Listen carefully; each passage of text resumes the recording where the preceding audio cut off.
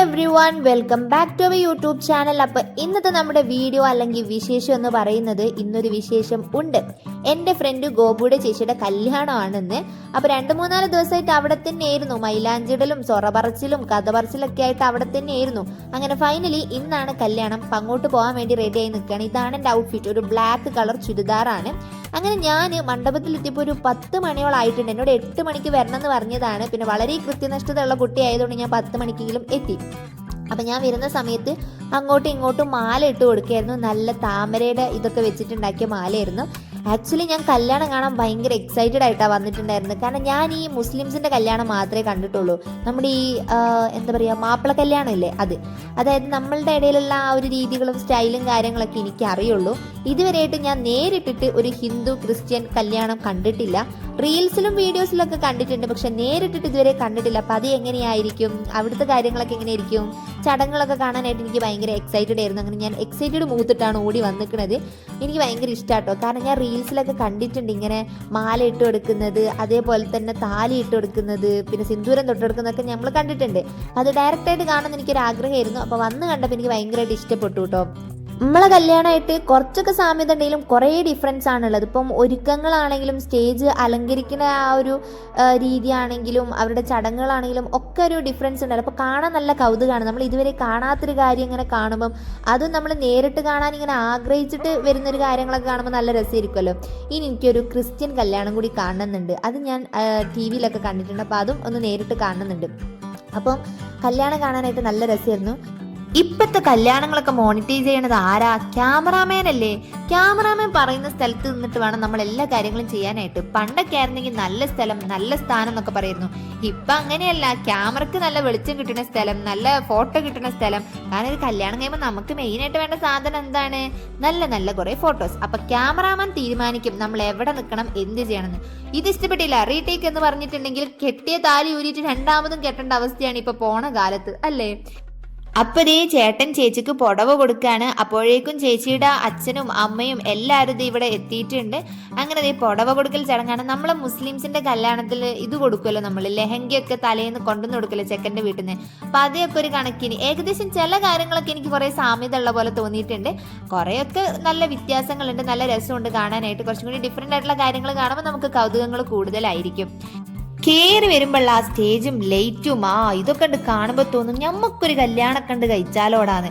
പക്ഷെ രാവിലെ തൊട്ടിട്ട് വൈകുന്നേരം വരെ കാണുന്നവരോട് മുഴുവൻ ചിരിച്ച് എല്ലാവരോടും സംസാരിച്ച് നിൽക്കുന്ന ആ ഒരു ഗതികെട്ട അവസ്ഥ ആലോചിക്കുമ്പോൾ തോന്നും വേണ്ട, കല്യാണമേ കഴിക്കാതിരിക്കല നല്ലത്. നാട്ടുകാരെ മൊത്തം വീട്ടിൽ വിളിച്ചെടുത്തിട്ട് ഓരോ ബിസ്ക്കറ്റും നാരങ്ങ കൊടുത്തിട്ട് അത് കുടിച്ചിട്ട് പറഞ്ഞേൽപ്പിക്കല നല്ലത് തോന്നും. അല്ല, എന്തോരം അവസ്ഥയാലേ. ചേച്ചീൻ്റെതും ആ അവസ്ഥ കണ്ടിട്ട് എനിക്ക് പാവം തോന്നി. അപ്പോഴേക്കും നമ്മുടെ ക്യാമറാമാൻ ചാടി എണീറ്റ് വന്നു. കാരണം ഇനി എന്തെങ്കിലുമൊക്കെ ക്യാമറയിൽ കിട്ടാത്തതുണ്ടെങ്കിൽ അതൊക്കെ നമ്മളോട് പറയുമ്പോൾ അതൊക്കെ നമ്മൾ വീണ്ടും ചെയ്തു കൊടുക്കണമല്ലോ. സത്യം പറഞ്ഞാൽ ക്യാമറാമാൻ വല്ലാത്തൊരു പവറുള്ള ആളാണല്ലേ. മൂപ്പര് എന്ത് പറയുന്നു നമ്മൾ അത് ചെയ്യണ്ടേ. വാവ്, വടി പൊളി. ഈ സൈഡിൽ സാരി എടുത്ത് നിൽക്കുന്ന 2 ആളെ കണ്ടിട്ടില്ലേ? പച്ച സാരി ഇട്ടതാണ് ഗോപു കല്യാണം അടുപ്പിച്ചിട്ട് നോക്കുമ്പം വലിയ ആളെ പോലെയായി. എല്ലാ കാര്യങ്ങളും കണ്ടറിഞ്ഞ് ചെയ്യുന്നു, എല്ലാത്തിനും ഓടിച്ചാടി നടക്കുന്നു. ഗോപുക്ക് ഇത്രയും പവർ ഉണ്ട് എന്നുള്ളത് ഞാൻ കല്യാണത്തിൻ്റെ ആ സമയപ്പോഴാട്ടോ അറിയണത്.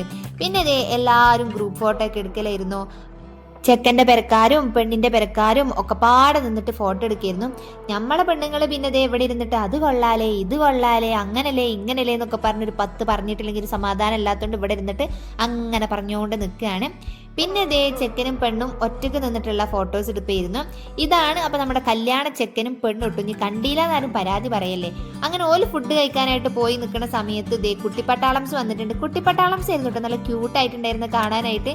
കുഞ്ഞി ബ്ലൗസും പാവാടയും മുല്ലപ്പൂവും. കുഞ്ഞിച്ചക്കനെ നോക്ക്, നല്ല ചെറിയ മുണ്ടും ഷർട്ടൊക്കെ ഇട്ടിട്ട് ഇങ്ങനെ നിന്ന് കളിക്കണേ. പെണ്ണും ചെക്കനും അങ്ങോട്ട് ഇറങ്ങാൻ കാത്തിക്കായിരുന്നു, ബൊക്കൊക്കെ പിടിച്ച് 2 ആളും കൂടി ഫോട്ടോ ഒക്കെ എടുക്കാനായിട്ട്.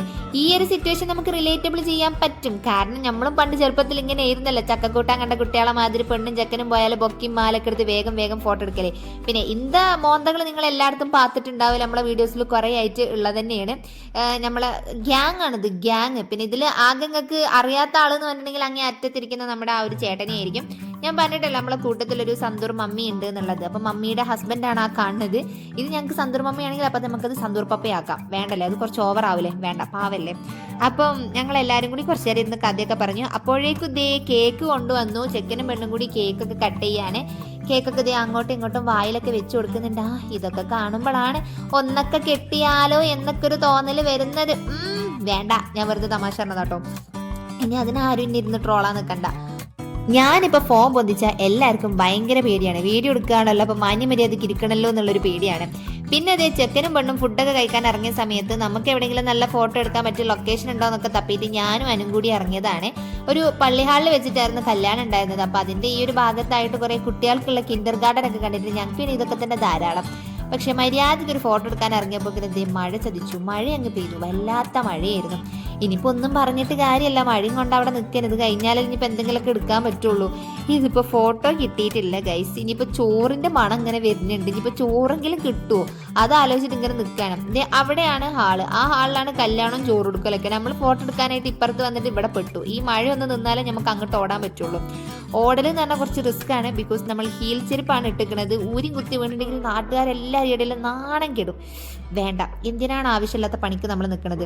അനുവാണെങ്കിൽ ഇതേ നട്സ് പോയ അണ്ണാൻ്റെ മാതിരി ഇവിടെ ഇങ്ങനെ ഇരിക്കുകയാണ്. എങ്ങനെയെങ്കിലുമൊക്കെ ഒന്ന് ഓടണം. ഇപ്പം എന്ത് പറഞ്ഞാൽ ഈ ഹാർട്ട് ഇടലാണ് ഓളെ പണി. അതിൻ്റെ ഇടയിൽ കൂടെ ഒരുത്തിയതാ ചോറെപ്പോഴാണ് കിട്ടുക എന്നിട്ട് അതിന് പുതിയ അടവ് ഇറക്കിക്ക്. എനിക്ക് വയ്യ, വയറുവേദനയാണ്, എനിക്ക് ആദ്യത്തെ ട്രിപ്പിൽ തന്നെ ചോറ് എന്നിട്ട് വീട്ടിൽ പോകണം.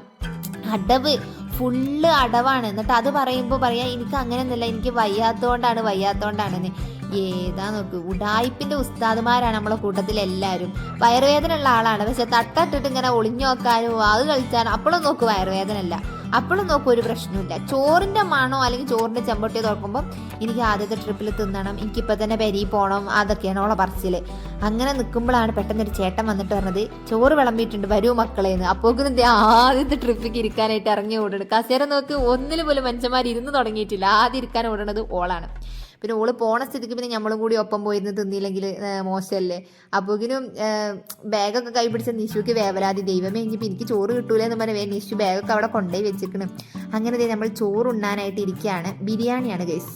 പിന്നെ നല്ല ചൂടുള്ള പായസവും വെള്ളവും അച്ചാറും ചള്ളാസും പിന്നെ പുറത്ത് നല്ല തണുപ്പുള്ള മഴയും ഒക്കെ പാടായിട്ട് നല്ല കിടലനായിരുന്നു, നല്ല അടിപൊളിയായിരുന്നു.